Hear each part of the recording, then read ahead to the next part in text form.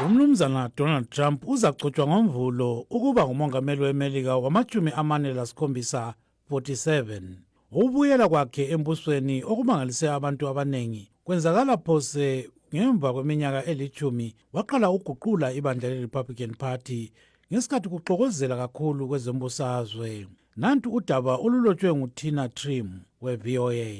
UTrump uthi wakhethwa ngendlela engazake ibonakale kweleMelika njalo waphinda wanikwa amandla amakhulu ngabantu beMelika. I want to thank the American people for the extraordinary honor of being elected your 47th president and your 45th president. Ngifisa ukubonga abantu bonke beMelika ngokungikhetha kuba ngumongameli wama-47 njalo lokuba ngumongameli wama-45. Ngizalilwela ngilwele lemuli zenu lekusasa yenu. Ngizalilwela nsuku zonke. Ngamandla ami wonke ngizalilwela ukuthi eleMelika libe lilizwe eliqinileyo elithuthuka kuhle njengalokhu okufiswa yinzalo yezwe leli. Okuyikho lokhu elikufunayo. With every breath in my body, I will not rest until we have delivered the strong, safe, and prosperous America that our children deserve and that you deserve. Ukubuyela embusweni kukaTrump kuveza ukungancengi umuntu wakhe kukho konke akwenzayo. uRuss Butler okuphephandaba le-The New York Post uyalandisa. I think what you see is somebody who has incredible confidence in his own intuition. Lapha esikubonayo ngumuntu ozithembayo ocabanga ngendlela ayifunayo. Intatheli zindaba ze-New York Times uRuss Butler loSusan Craig baloba ugwalo olesihloko esithi Lucky Loser oluhlolisisa indlela uTrump ayizikhukhumeza ngayo esithi unothe kakhulu. uButler uyakuchasisa lokhu. He has not, since the early 80s, really trusted people who have subject area expertise in almost anything. He will always overrule them to make things the way he wants them to turn out.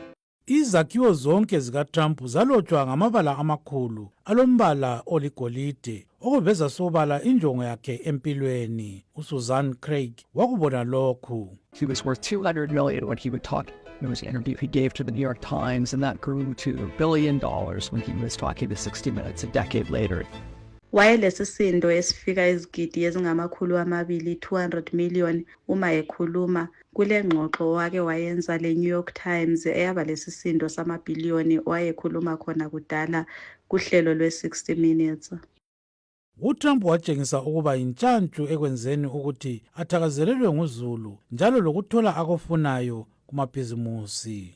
Kodwa ngasese kunengi okwakumkhathaza. Amakhampani akhe avalwa kanenginengi. Kumakhasino waphelelwa imali lakho kwavalwa. Waphinda njalo wavuselela umsebenzi wakhe ngokuba ngumlingisi kumabonakude kuhlelo lwe-The Apprentice lapho ayezibambe khona esidukwini. Ladies and gentlemen, I am officially running for President of the United States, and we are going to make our country great again. uTrump ongaxolisi muntu njalo othanda ukulahla umlomo waxabalisa abantu abanengi elwela uZulu. When Mexico sends its people, they're not sending their best. They're bringing drugs, they're bringing crime, they're rapists, and some, I assume, are good people. Uma eleMexico liletha abantu lapha, kalilethi abakhaliphileyo, baletha izidakamizwa, ubudlova, abadlongelayo njalo engxenye labalungileyo. Engumongameli wakhetha abehluleli abathathu abangena edale leSupreme Court abagenqula umthetho wokukhitshwa kwezisu. Ekuqaleni komnyaka ka-2020 kwaqhamuka umkhuhlane we-COVID-19 owanyikinya amandla kaTrump. Wasebenza gadalala ukuze kudingwe amajekiseni okuvikela uZulu kumkhuhlane lo. Wakwabika uba kulabazama ukulungisa umuthi wokuwatsha ama-bleach alakho ukwenqabela ukumemetheka kwegciwane leli. Ngolwezi ngesikhathi kulabantu abafika phose izigidi ezili-19 million ababelegciwane le-COVID-19 labedlula inkulungwane ezingamakhulu amabili 230,000 abasebebulewe ngumkhuhlane lo. Abantu bavotela uJoe Biden kukhetho lukamongameli. Esesukile embusweni, uTrump wabhekana lamacala amaningi okwenza ukuba atholakale elecala kwelinye lawo. Kodwa lokhu kwamenza wathakazelelwa ngabantu abaningi njalo waphinda waphepha engozini yokudutshulwa. UPam Smith ohlala e-Evans City esabelweni sePennsylvania ngomunye wabalandeli bakhe. God has a plan for Trump, and he absolutely was spared for some purpose and reason, and hopefully it's to become the 47th president. Umlimi ulezimiso zikaTrump okuningi kwamceza ngenxa yezizathu ezithize ngethemba elikhulu kumbe ngokokuthi abe ngumongameli wama-47 47.